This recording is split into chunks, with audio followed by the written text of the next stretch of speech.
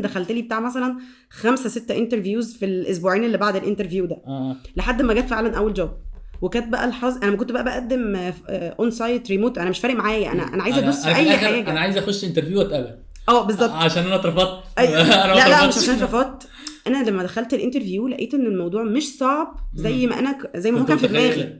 فاللي هو لا انا ممكن اتقبل عادي يعني. هم كانوا موافقين عليا، هم مشكلتهم المواعيد بس. مع ان انا كان عندي حلول للمواعيد، بس هم قرروا انه لا، هم ما تناقشوش. بالظبط. وفي على فكره دي برضو مشكله كبيره موجوده في الماركت. هو وانس ان انت فانت محطوطه في زون انه لا دي مش هتبقى ملتزمه، دي بكره هتقول لنا ابني تعبان مش عارفه. على فكره ده انا بحس ان ده اصلا انا عندي انطباع عكسي.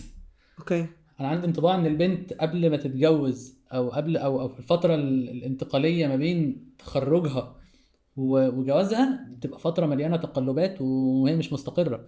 بالنسبه لي اللي متجوزه عندها ولاد هي خلاص استقرت، دي حياتها. فلو هي خلاص حياتها تحولت لروتين اصلا، يعني هي خلاص هم مش بيبصوا لها كده، هم بيبقوا شايفين انه انت ازاي هتقدري تنسقي ده جنب واجباتك التانية، سواء انت او متجوزه. بس هي في النهايه دي مش مشكلتك يعني، اللي هو ايوه دي مشكلتي انا، دي مشكلتي انا هعرف اتعامل معاها. فانت محتاج تديني فرصه اجرب، فاهم؟